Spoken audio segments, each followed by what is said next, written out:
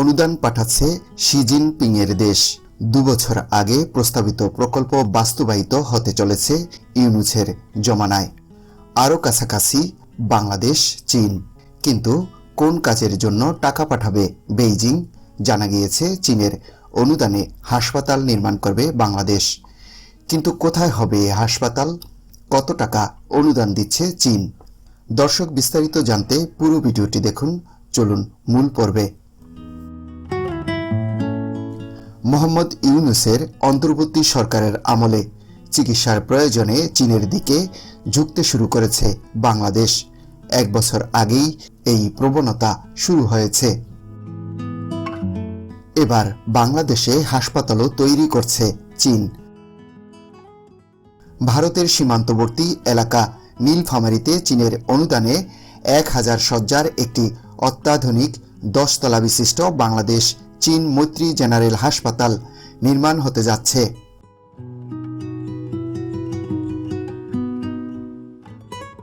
প্রায় 2292 কোটি টাকা ব্যয়ে এই প্রকল্পের অধিকাংশ অর্থ চীন সরকার অনুদান হিসেবে প্রদান করবে। সম্প্রতি চীনের রাষ্ট্রদূতের যমুনা সফরের পরেই শনিবার এই হাসপাতাল তৈরির কথা জানান সে দেশের স্বাস্থ্য দপ্তর।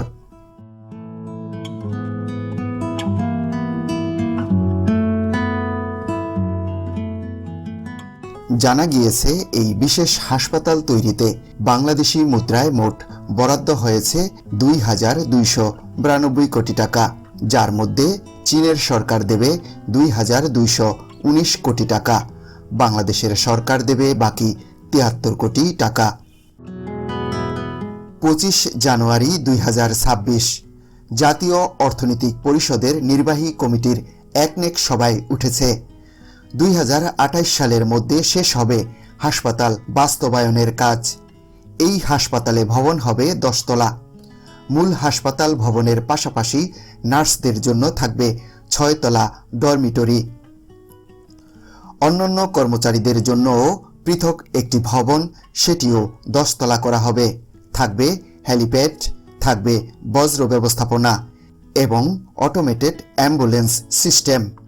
হাসপাতালের যন্ত্রপাতি কেনার জন্য 945 কোটি টাকা বরাদ্দ হয়েছে। ভবন নির্মাণে 802 কোটি টাকা, এছাড়াও সোলার প্যানেল, সিসিটিভি সহ আনুষঙ্গিক খরচ মিলিয়ে বরাদ্দ হয়েছে 248 কোটি টাকা। দিল্লি ঢাকা কূটনৈতিক সমীকরণের প্রেক্ষিতে বাংলাদেশে এই চীনা বিনিয়োগ যথেষ্ট তাৎপর্যপূর্ণ। চিকিৎসা সংক্রান্ত প্রয়োজনে বাংলাদেশ দীর্ঘ সময় ধরে ভারতের উপর নির্ভরশীল। বাংলাদেশের সাধারণ জনতা গত কয়েক দশক ধরে উন্নত মানের চিকিৎসার জন্য কলকাতায় আসছেন।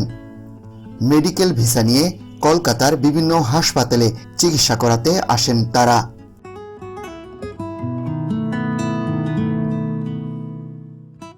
তবে শেখ হাসিনার পতনের পর পরিস্থিতি বদলাচ্ছে। দিল্লি ঢাকার মধ্যে কূটনৈতিক টানাপোড়েন সৃষ্টি হয়েছে। এই অবস্থায় চীনের আর্থিক সহায়তায় বাংলাদেশে হাসপাতাল নির্মাণে স্বাভাবিকভাবেই প্রশ্ন উঠেছে দিল্লির।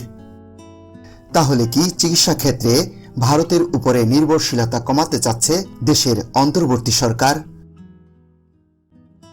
ওই সময়ে চীনা বিদেশমন্ত্রী ওয়াং ইর সঙ্গে বৈঠক করেন ইউনূসের বিদেশ উপদেষ্টা তৌহিদ হোসেন। 1 বছর আগেই ওই বৈঠকের সময়ে বাংলাদেশি নাগরিকদের উন্নত চিকিৎসার জন্য কলকাতার বিকল্প ব্যবস্থা করে দিতে চীনকে অনুরোধ করেন তৌহিদ। জানা যাচ্ছে ওই বৈঠকের পরে চীনের কুনমিং শহরে 3 থেকে 4টি হাসপাতালকে বাংলাদেশি রোগীদের জন্য নির্দিষ্ট করে দেয় চীনা প্রশাসন।